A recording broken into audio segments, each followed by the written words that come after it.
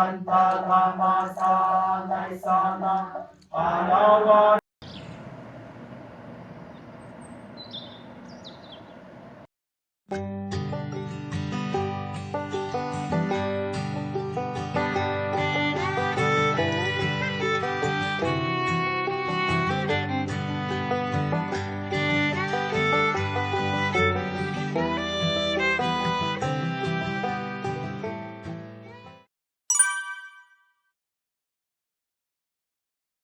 예, 안녕하세요. 예, 만나서 반갑습니다. 우리 원호사 가족분들끼리 법회할 때는 법당이 작다는 생각을 별로 못했는데 오늘은 좀 좁게 느껴지네요. 예, 만나서 반가워요.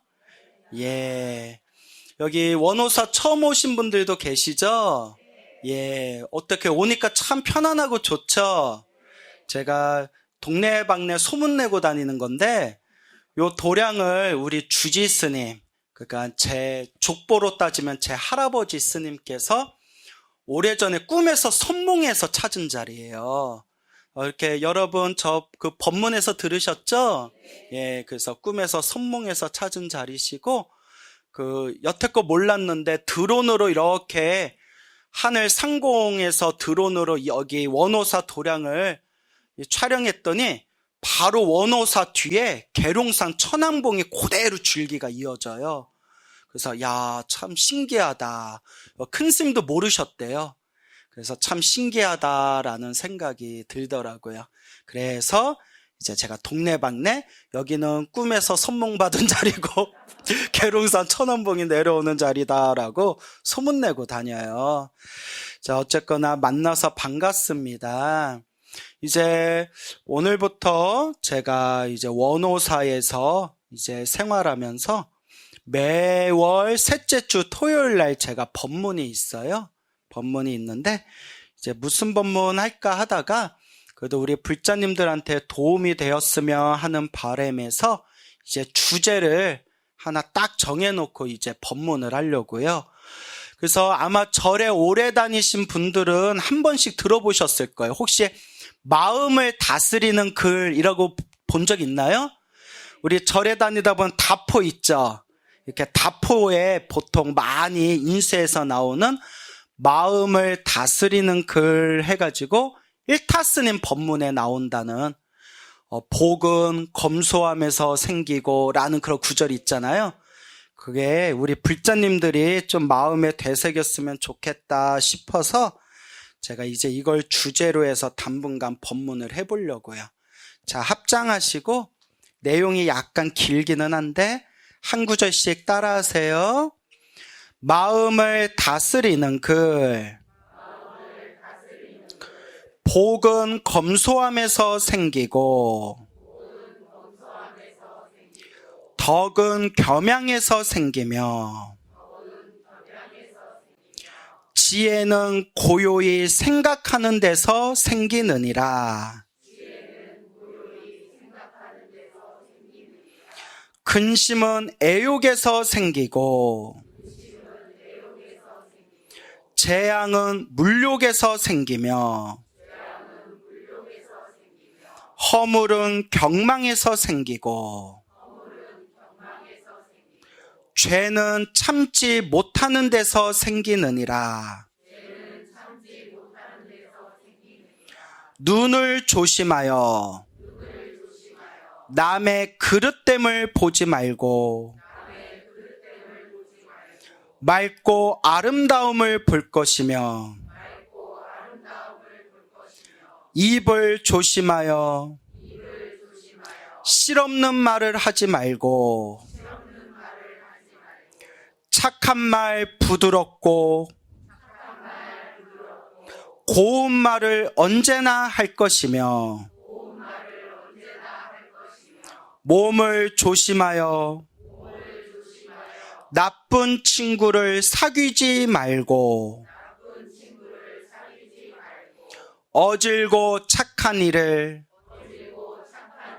가까이 하라. 어른을 공경하고 덕 있는 일을 받들며 지혜로운 이를 따르고 모르는 이를 너그럽게 용서하라. 오는 것을 거절 말고 가는 것을 잡지 말며 내 몸 대우 없음에 바라지 말고 일이 지나갔음에 원망하지 말라. 남을 해하면 마침내 그것이 자기에게 돌아오고 세력을 의지하면 도리어 화가 따르느니라. 불자야 이 글을 읽고 낱낱이 깊이 새겨서 다 같이 영혼을 살아갈지어다. 마하 바냐 바라미. 예, 합장 내려놓으시고요. 내용이 참 좋죠? 혹시 이렇게 사시는 분 계세요? 이렇게 사시는 분 계세요? 야, 노력해요. 맨날 노력만 해. 예? 자, 이렇게 살 수 있다면 그게 바로 부처죠. 그렇죠? 네, 금방 노력해요 라고 하신 분이 정답을 말씀하셨어요. 이렇게 살려고 우리는 꾸준히 노력하고 닦아나가는 거예요. 그죠? 저도 이거 보면서 막 반성이 되더라고요. 저도 이렇게 못 살거든요. 여러분 눈치 못 채셨겠지만 저 승질 더러워요. 우리 아버지가 나보고 승질 더럽댔어요. 나같이 착한 아들이 어딨다고. 자, 그래서 우리가 이렇게 살도록 노력해야 됩니다. 제가 이걸 행자 때부터 읽었어요. 왜냐하면 절집에 많이 이렇게 붙여 있거나 다포에 많이 적혀 있는 글이라서. 그래서 어디 부처님 경전에 좋은 말씀에서 뽑아왔나 보다 생각했는데 나중에 봤더니 명심보감에 나오는 내용이에요. 명심보감에 나오는 내용을 일타스님이 법문할 때 이제 인용을 하셨고, 그게 일타스님 법문이라는 이름으로 마음을 다스리는 글하고 오늘날 소개됐는데, 원래 이 글의 출처는 어디에서 찾을 수 있다? 명심보감에서 찾을 수 있다. 근데 이게 그대로 우리 부처님 법문하고 그대로 통해요. 그래서 말씀은 명심보감의 말씀이지만 제가 한번 부처님 가르침에 그렇게 관점에서 한번 해석을 해보도록 하겠습니다. 오늘의 첫 번째 주제는 복은 검소함에서 생긴다. 복. 우리 중생들은 다 뭐대로 살아갈까요? 네, 다 복대로 살아가요. 우리 중생은 다 복대로 살아가고 우리 중생은 다 자기 업대로 살아가요. 부처님 경전에 한결같이 나오는 말씀이 중생들은 다 뭐대로 살아간다? 복대로 살아간다. 업대로 살아간다. 그 복과 업은 결국 누가 지었을까요? 예, 자기 자신이 지었어요. 결국 불교는 자기 자신, 내가 닦는 수행이에요. 누가 닦는 수행이다? 내가 닦는 수행입니다. 우리 중생은 거의 다 과거 전생 복의 영향에 의해서 살아가요. 이번 생에 우리가 열심히 기도하고 수행해도 전생에 지은 복에서 크게 벗어나기가 힘들어요. 그만큼 이 업이 무서워요. 제가 예를 하나 들어볼까요? 어느 신도님이 계셨어요. 식당 자영업을 하시는데 너무 먹고 살기 힘드신 거예요. 그래서 이분이 소나무라는 법문을 듣고 나도 한번 기도해봐야겠다 해서 매일매일 관세음보살을 염불 하고 매일매일 간절히 기도를 하시는 거예요. 그러니까 신기하게도 힘들어도 망하지 않을 만큼은 손님이 오더래요. 딱 죽지 않을 만큼 손님이 오더래요. 너무 희한하더래요. 그래도 힘들고 괴로운 건 똑같지만 그래도 기도하고 난 뒤에 많이 안정되고 이상하게도 쓰러질 듯 하면서 그 기도발로, 그 기도 힘으로 그래도 손님들이 이렇게 꾸준히 오는 게 느껴진대요. 그게 기도의 힘이에요. 그런데 태어날 때부터 재벌집 아들로 태어나면, 태어날 때부터 부잣집 금수저로 태어나면 평생 기도 한 번 안 하고 평생 절에 한 번 안 다녀도 먹고 사는데 문제가 있어요, 없어요? 없어요. 제가 무슨 말 하려는지 아시겠죠? 이만큼 이 복이라는 게 우리가 중생이 살아가는데 거의 절대적이다라고 말할 만큼 가장 우리 삶에 큰 영향을 미치는 게 바로 복이에요. 복. 복대로 살아간다.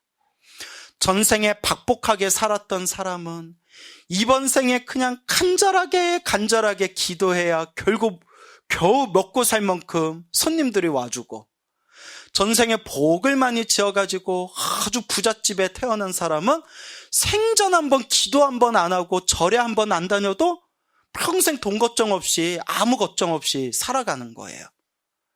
이게 우리 중생들 그대로 우리 앞에 펼쳐진 모습이잖아요. 그죠? 그래서 복 없는 사람들은 더 열심히 기도해야 돼요. 이번 생에 조금이라도 닦아야 돼요. 스님, 이렇게 기도해봤자 힘들고 괴롭고 답답한 건 똑같은데 기도할 필요 있습니까? 복 지을 필요 있습니까? 해야 돼요. 더 열심히 해야 돼요. 왜냐? 이번 생에 안 닦으면 다음 생도 또 이렇게 살아야 돼요. 그대로 부채가 넘어오는 거예요. 여러분들 부채 있어요, 없어요? 있어요? 이런 부채 말고 빚이 있어요, 없어요? 있어요? 요새는 부채도 재산이라더라고요. 예, 능력 있어요, 부채도 있다고. 그대로 다음 생에 또 가져가야 돼요. 힘들고 괴롭고 답답해도 이번 생에 조금이라도 더 닦고 조금이라도 더 복을 지어야 다음 생 더 편안해질 수가 있는 거예요. 이건 내 얘기가 아니에요. 다 어디에 나오는 말씀이죠? 경전에 나오는 말씀이에요. 중생은 복대로 살아가는구나. 다 내가 지은 업의 인연이구나 라는 걸 명심하셔야 됩니다. 복은 크게 두 가지 복이 있어요. 자, 따라해 보세요. 탁복, 청복. 예, 탁복, 탁한 복. 아주 그냥 혼탁하고 탁한 복이 있고요. 청복, 맑을 청. 깨끗하고 맑은 복이 있어요. 탁복은 뭐냐? 바깥 세상, 세속에서 잘 먹고 잘 사는 복이에요. 예? 집도, 부동산도, 통장에 돈도, 그렇게 온갖 잘 먹고 잘 사는 그런 부귀 영화를 누리는 복. 그걸 무슨 복이라고 한다? 탁복이라고 해요. 복은 본인데 왜 탁복이라고 할까요? 그 부귀 영화에 빠지다 보면 수행할 마음을 낼까요, 못 낼까요? 못 내요. 그리고 이번 생에 그 복을 다 까먹고 나면 그 복의 그릇이 텅 비워버려요. 그래서 옛 어른들께서는 이 탁복을 화살에 비유했어요. 무엇에 비유했다? 화살을 하늘에다 탱 하고 쏘면 화살이 어떻게 될까요? 위로 쭉 올라가다 힘이 떨어지면 어떻게 될까요? 뚝 하고 떨어지겠죠. 탁복도 또 그와 같대요. 탁복, 복이 많을 때에는 그냥 세상 무서운 줄 모르고 부귀영화 누리면서 떵떵거리면서 살다가 다 쓰고 나면 어떻게 된다? 밑으로 뚝 떨어지는 그런 덧없는 복이다. 무상한 덧없는 복이다 해가지고 탁복을 마음 공부하는데 방해가 된다 해서 혼탁한 복, 탁복이라고 해요. 그 청복은 뭐냐? 말 그대로 마음 공부할 수 있는, 수행할 수 있는 복을 뜻해요. 좋은 스승 만나는 복, 좋은 도반 만나는 복, 좋은 도량 만나는 복. 마음을 닦고 수행할 수 있는 복을 청복이라고 해요. 청복은 닦으면 닦을수록 더 커져요. 닦으면 닦을수록 더 수행이 깊어지고 결국에는 성불에까지 이를 수가 있어요. 그럼 여러분들은 청복이 좋아요? 탁복이 좋아요? 탁복? 여기서 누가 탁복이에요? 이러던 것 같은데? 예. 나도 탁복이 좋은데? 자, 이제 웃자고 한 말이고요. 탁복은 쓰고 나면 텅텅 비고 나는 그런 덧없는 복이고, 청복은 성불로 갈 수 있는 영원한 자유, 영원한 행복으로 갈 수 있는 복이 바로 청복입니다. 그러니까 스님들은 청복이 많아요. 스님들이 무슨 부귀영화를 누리겠어요? 아니면 무슨 돈을 많이 벌겠어요? 아니면 무슨 고급차를 끌고 다니겠어요? 아니면 뭐 예쁜 마누라하고 알콩달콩 하겠어요?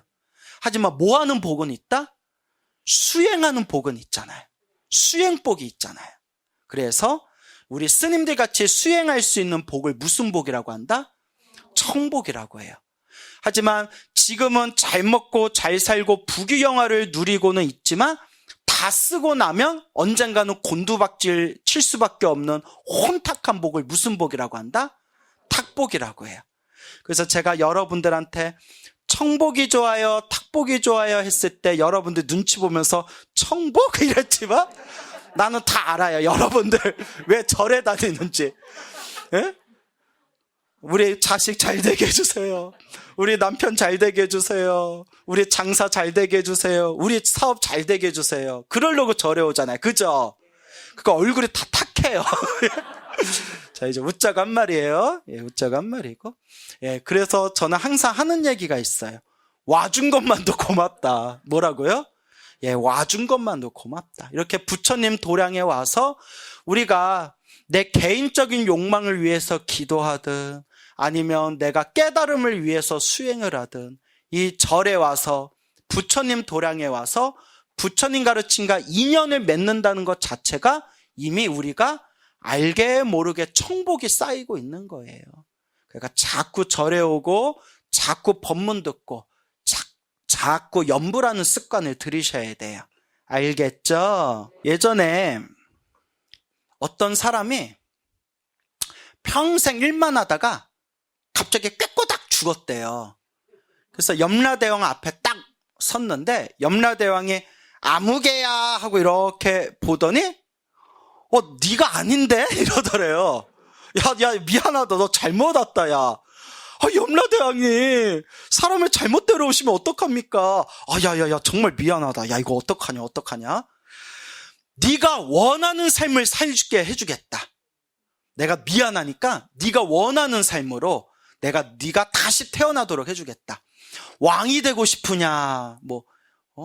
아니면 무슨 큰 부자가 되고 싶으냐? 아니면 세상에 용맹을 떨치는 장군이 되고 싶으냐? 아니면 역사 속에 길이 남는 대문장가가 되고 싶으냐? 네가 원하는 삶 하나를 선택해라. 그러니까 이 사람이 고민하다가 이렇게 얘기했대요. 염라대왕님, 인생사 살다 보니까 부귀영화니 뭐니 다 덧없더라고요. 다음 생에 다시 산다면 경치 좋고 공기 좋은 그런 금수강산 깊은 산 속에서 아무 의식주 걱정 없이 몸 건강히 마음 편안하게 살고 싶습니다. 했더니 염라대왕이 화를 벌컥 내면서 이 새끼야, 염라대왕이 나도 그런 복을 못 누리는데 니까짓 게 그런 복을 누리겠냐 라고 했다는 유명한 불교설화가 있어요. 마음에 와닿죠? 그걸 청복이라고 해요. 맑은 복, 깨끗한 복, 그렇게 마음만을 닦을 수 있는 복. 그래서 우리 중생이 살아가는 모습이 다 자기가 지은 복대로 살아간다고 했죠. 이렇게 내가 지은 복대로 살아갈 때 중생들은 저마다 자기가 지은 복이 다 달라요. 어떤 사람은 부모 복은 있어요. 어렸을 때부터 부모님한테 사랑받고 아무런 걱정근심 없이 그렇게 어렸을 때부터 청년까지 자라난 그런 부모 복이 있는, 어렸을 때 복이 많은 사람이 있는데 어렸을 때 부모 복은 있었는데 결혼하고 났더니 부부 복이 없는 경우가 있어요. 이상하죠? 또 반대로 부모 복은 없었는데 결혼하고 나서 무슨 복은 또 있어요? 부부 복은 또 있는 경우가 있고, 또 어떤 분은 부모 복도 있고 부부 복도 있었는데 자식 복이 없는 경우도 있고, 또 어떤 분은 부모 복도 없고 평생 남편 때문에 고생하면서 부부 복도 없었는데 말년에 무슨 복이 있어서 꽃을 피워요? 자식 복이 또 있는 경우가 있어요. 나는 어떡하냐? 야, 나는 부모 복도 없고 나 자식 어디서 하나 낳을 수도 없고 이거. 갑자기 말하면서 웃겼어요. 그래요. 부처님 복이 있어요? 예. 그 머리 깎고 출가하시든가. 예? 남 얘기는 그렇게 쉽게 해요. 남 얘기는. 스님은 부처님 복 있잖아요. 그 머리 깎고 출가하시든가. 예. 웃자고 한 얘기예요. 예, 맞아요. 부처님 복은 있죠. 근데 어떤 사람은 재물 복은 있는데 건강 복이 없는 경우도 있고. 그래요? 또 어떤 사람은 건강 복이 있고 재물 복이 없는 경우도 있고.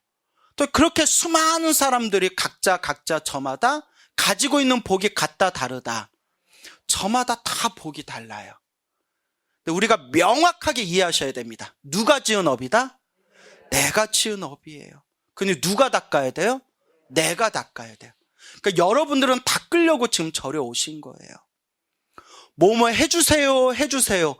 복이 없으면 해달라고 해달라도 부처님이 해줄 수가 없어요. 그러니까 맨날 부처님한테 해주세요도 부처님은 항상 앉아서 뭐 하고 계세요? 그럼 웃고만 계시잖아요. 해주세요. 빙그레? 좀 해주세요. 빙그레? 제 말 안 들려요? 빙그레? 웃고만 계시잖아요. 복이 있어야 부처님도 도와줄 수가 있는 거예요. 이게 바로 내가 심은 대로 내가 거둔다는 인과법이고, 내가 지은 업의 인연대로 살아간다는 인연법이에요. 인과법과 인연법은 결국 같은 말이에요. 결국 누가 닦아야 된다? 내가 닦고 내가 받아야 된다.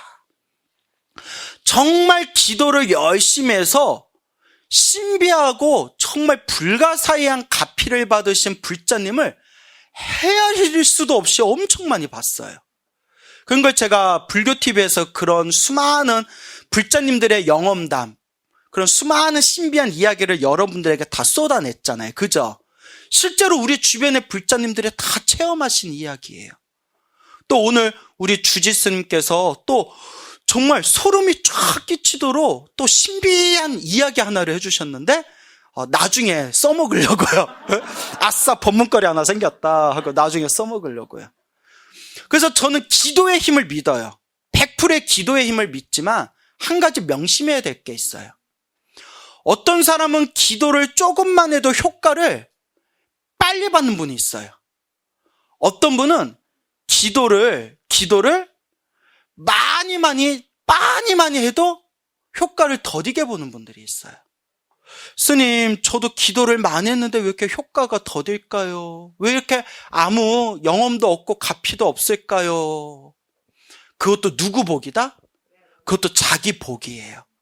여러분, 우리 앞에 물그릇이 있다고 생각해 봅시다. 물 항아리가 있는데 물 항아리에 물이 많이 차 있으면 물을 조금만 부어도 어떻게 되죠? 금방 넘치잖아요. 근데 텅 비어 있으면 얼만큼 부어야 돼요? 많이, 오래 부어야 되잖아요. 우리 복이 그와 같아요. 전생에 지어놓은 복이 좀 많은 사람은 기도를 조금만 해도 효과를 빨리 봐요. 이미 내 복 항아리에 무엇이 차 있기 때문에, 어느 정도 복이 차 있기 때문에. 근데 복이 텅텅 빈 항아리는 기도를 오래오래 많이 해도 더디게 복에 참고, 복의 항아리에 복의 물이 더디게 차는 거예요. 이것도 누구의 업이다? 내 업이라는 겁니다.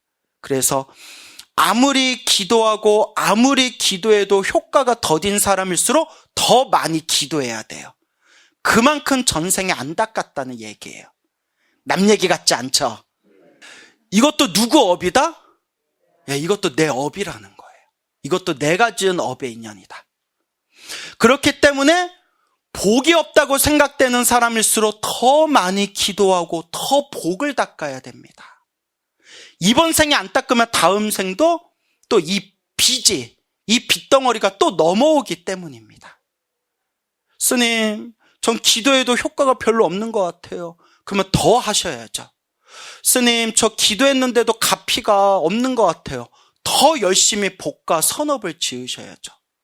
부처님 말씀이 사실이라면 한치의 어긋남도 없이 이 모든 좋은 일도, 이 모든 나쁜 일도 다 누가 지은 업이다? 내가 지은 업이기 때문입니다. 그래서 복은 검소함에서 생기고 라는 이 구절을 우리 불자님들한테 제가 좀 다른 방식으로 여러분들에게 설명을 드리자면, 검소라는 말이 사치 사치하다, 낭비하다라는 말의 반대말이에요. 그죠? 사치하다, 낭비하다라는 말의 반대말이 검소인데, 복은 검소함에서 생기고 사치하지 말라, 낭비하지 말라. 이걸 제 식대로 표현하자면 복 까먹지 말아라. 무슨 말인지 알겠죠? 무엇을 까먹지 말아라? 복을 까먹지 말아라. 중국에 어느 큰 스님이 계셨대요. 어느 큰 스님이 계셨는데 어느 날 멀리서 이제 스님들이, 젊은 스님들이 와가지고 그 큰 스님께 법문을 들었대요. 그래서 큰 스님들이 이렇게 한참 동안 젊은 스님들에게 법문을 해주고 난 뒤에 같이 이제 사시 공양 시간 때 같이 공양을 하게 됐대요. 공양을 하다가 그 앞에 어느 젊은 스님이 그렇게 공양을 하시다가 이렇게 밥하고 반찬을 좀 남기셨대요.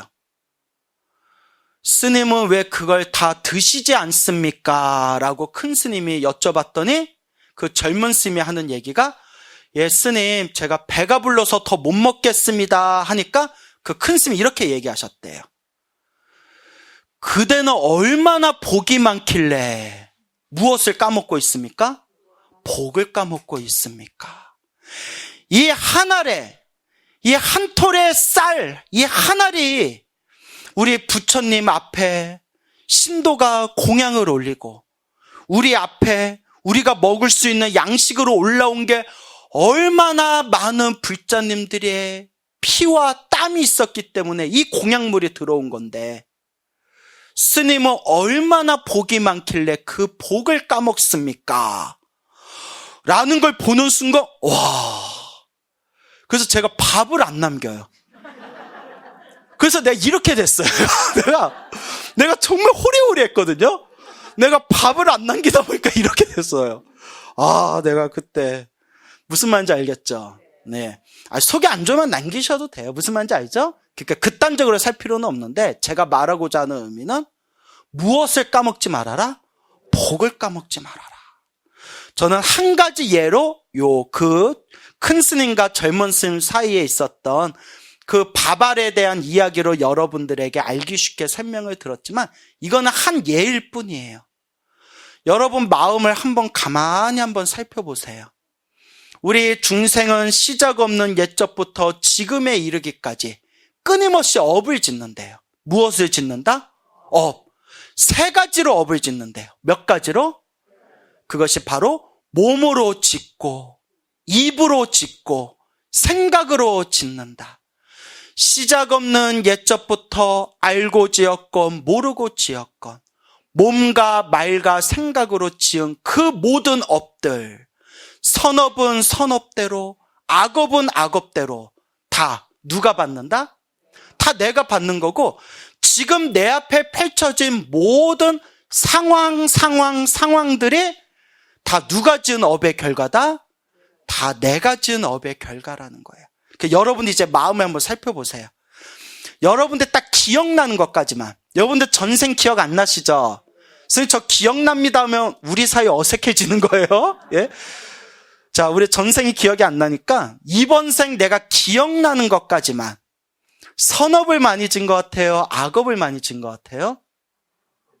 악업? 선업? 자기 입으로 선업?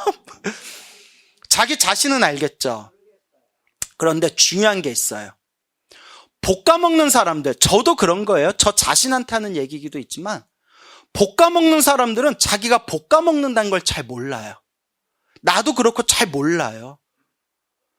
특히 우리가 이 중생이 살아가는 모든 모습은 습관이에요. 뭐라고요? 그 습관을 업습이라고 불러요. 뭐라고 부른다? 업습. 업의 습관이라고 불러요. 우리는 습관대로, 자연스럽게 습관대로, 몸으로 지었던 습관, 입으로 지었던 습관, 내 생각의 습관, 이 업의 습관대로 살아가기 때문에 딱히 내가 잘못을 했거나 복을 까먹어도 자기가 이게 복 까먹는다라는 걸 잘 몰라요. 그래서 우리 중생이 아직도 요 모양 요 꼴로 사는 거예요. 그걸 알았으면 우리가 벌써 성불 했겠죠. 어느 보살님이 있었어요. 정말 기도를 열심히 하세요. 관세음보살님을 정말 열심히 하시는 어느 불자님이 있었는데, 자세는 몰라요. 잘은 모르시는데 제 팬이라고 하시고 기도도 이제 열심히 하시는 서울에 계신 불자님이 계시는데, 일이 잘 안 풀려요. 스님, 제가 너무 일이 안 풀리고 힘들어요. 그럴 때마다 제가 전생에 지은 큰 업을 작게 받고 있는 과정이다. 전생에 빚이 많아가지고 지금 갚고 있는 과정이다. 라고 계속 이렇게 법문을 해줬어요. 근데 그분 잘은 모르지만 또 오랫동안 알고 지내니까 그분의 이렇게 성품 같은 게 보이잖아요.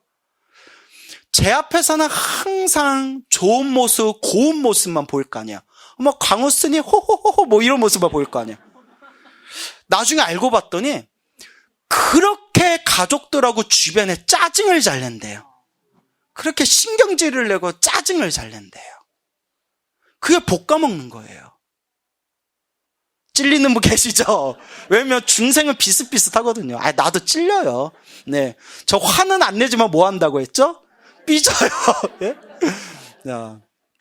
그리고 또 어떤 불자님이 있어요. 이 불자님은 주변에 사람이 없어요. 주변에 사람이 없는데 왜 그런가 했는데, 말을 항상 사람이 기분 나쁘게 묘하게 말하는 그런 신통력을 타고났어요. 야, 그것도 능력이에요. 있죠? 그것도 능력이에요. 예? 그러니까 스님이 저조차도 그분하고 자주 보는 사이는 아니에요. 어쩌다 거기 큰 절에서 어쩌다 마주치는 사이인데, 저도 몇 마디 나눠보고 나서는 이분하고 말 섞으면 안 되겠다. 희한해요. 근데 신도님이 그러시는 거예요. 스님, 그 거사님이 좀 그렇죠. 스님 법문이 하나도 틀린 게 없어요. 왜요? 스님이 늘 그랬잖아요. 끼리끼리 만난다고. 마누라도 그래요. 이래요. 예? 부부가요? 예. 그것도 이제 복을 다 까먹는 거예요. 근데 그게 스님이 제가 몇 마디 말해줘도 잘 된다 안 된다, 이미 업의 습관이에요. 이렇게 찔리는 분들이 있을 거예요. 저도 찔려요. 근데 이게 왜냐면 중생은 비슷비슷하거든요. 신경질 잘 내는 사람, 말을 이상하게 꼬아서 하는 사람. 여러분들 믿겨지지 않겠지만 절에 오래 다니신 불자님이신데, 원호사에는 그런 분 안 계시겠지만 꼭 절에 있는 걸 뭘 하나씩 집어가요. 희한해 죽겠어요. 네. 아니 절에 있는 게 부처님 건데 그걸 왜 가져가요? 보살님 찔리는구나. 안 돼요. 꼭 공양간에서 제사 음식 도와준다고 해놓고 식용유도 가져가고 참기름도 가져가고 미치고 팔짝 뛰는 거예요. 네? 그리고 제 모 스님, 저랑 친한 모 스님이 해주신 얘기인데, 한번 김장을 하면 400~500만 원이 든대요. 작은 절인데 김장할 때 배추값 재료값 400~500만 원이 드는데, 신도님들이 김장한다고 도와주러 온대요. 그러니까 얼마나 고마워요. 도와주러 오면 우리가 스님이 예의상 이렇게 김장한 것 좀 퍼주잖아요. 스님 오늘도 도와드리러 갈게요 하면서 항상 이따만한 김치통을 들고 와서 그것 좀 도와주고 엄청 싸간대요. 그래서 배보다 배꼽이 큰데, 그 스님이 그러지 말아라 하면 자기가 쫌스러워 보일까 봐 말을 못 하겠대요. 그 얘기를 차를 마시면서 하는데, 희한한 사람들 많아요. 예? 맞아 이러잖아. 여러분 그래요 안 그래요? 큰일 나요. 못 까먹는 짓이다? 복 까먹는 거예요. 예? 그렇다고 그럼 오늘 스님 저 오늘 밥 안 먹고 그냥 갑니다. 왜요? 쌀 축낼까봐요. 이러면 이거는 우리가 절에서 떡 드리고 과일 드리는 거는 이제 스님이 절에서 여러분들에게 보시하는 거잖아요. 그러니까 가져가는 게 아니에요. 가져가는 게 아니라 그냥 공양을 받아가는 거예요. 근데 제가 말한 거 말 안 하고 쑥쑥 가져가는 사람들이 있어요. 내가 이거 쌀만 풀어도 책 한 권을 쓸 것 같아요. 그래서 제가 늘 하는 얘기 있잖아요. 복지로 절에 왔는데 못 까먹고 있다? 복 까먹고 있다. 왜 그래? 왜 그런 것 같아요? 예? 예, 그래요. 보살님 스님 돼야겠다. 예. 뭐 그렇게 정답만 툭툭 얘기하세요. 그렇기 때문에 복은 검소함에서 생기고 무엇 까먹지 말아라? 복을 까먹지 말아라. 몸과 말과 생각으로 형편껏 복 지으세요 라고 하면 어떡하지? 광우스님이 복 지으라고 했는데 어떡하지? 복 지으려면 이것이 집문서라도 팔아야 되나? 그게 아니라 형편껏. 뭐라고요? 형편껏. 예? 1,000원도 좋고 10,000원도 좋고 500원도 좋고. 스님 저는 보시할 재물이 없습니다 하면 절에 와가지고 이렇게 봉사하고 도와주고 내 주변 사람들한테 좀 편안하게 대하고 그런 게 그냥 다 복 짓는 거예요. 꼭 부처님한테 물질적을 갖다 바치는 게 복 짓는 게 아니에요. 몸으로 말로 생각으로 부처님을 향하는 거, 중생에게 덕을 펼치는 거, 그게 복 짓는 겁니다. 근데 우리 대부분 불자님들은 좀 입으로 많이 까먹어요. 그죠? 입으로 많이 까먹어요. 예. 누구는 어떻고 저기는 어떻고 여기는 어떻고 저기는 어떻고. 나중에는 아마 이런 소문 날 수도 있어요. 광우스님이 애가 있대. 에이 설마 똑같이 생겼더라고. 그런 얘기 들으면, 물론 그런 얘기 들은 적은 없어요. 비유를 들으는 거예요. 그러면 내가 모르는 애가 어디서 생겼지? 한 예일 뿐이에요. 근데 여러분도 절에 다르면 이런 이제 흉흉한 그런 이상한 이야기들 많이 듣죠? 없는 얘기 그렇게 만들거나 퍼뜨리면 그것도 다 복을 까먹는 거라는 거예요. 우리는 무엇대로 살아간다? 복대로 살아간다. 업대로 살아간다. 그럼 무엇을 많이 지어야 된다? 복을 많이 짓고 업을 많이 복을 많이 짓고 이 업을 선업을 많이 닦아야 된다. 스님 말씀 듣고 제가 복도 지으려고 노력하고 기도도 열심히 했는데도 아직도 저는 영험이 없고 가피가 없어요. 그럴 때일수록 내가 전생에 팍복하게 살았구나. 이번 생 조금이라도 더 닦아야 되겠구나. 조금이라도 더 닦아야 되겠구나 하고 닦다 보면 이게 부처님 가피구나. 이게 부처님 가피구나라는 걸 확연하게 깨달을 날이 오시게 될 겁니다. 그래서 따라해 보세요. 복은 검소함에서 생긴다. 복을 지을지언정 복 까먹지 맙시다. 그래서 우리 이 자리에 모이신 우리 불자님들 항상 복과 선업과 공덕을 잘 닦으셔서 여러분들 복의 창고에 부처님 가피가 충만하시기를 축원드립니다. 성불하십시오.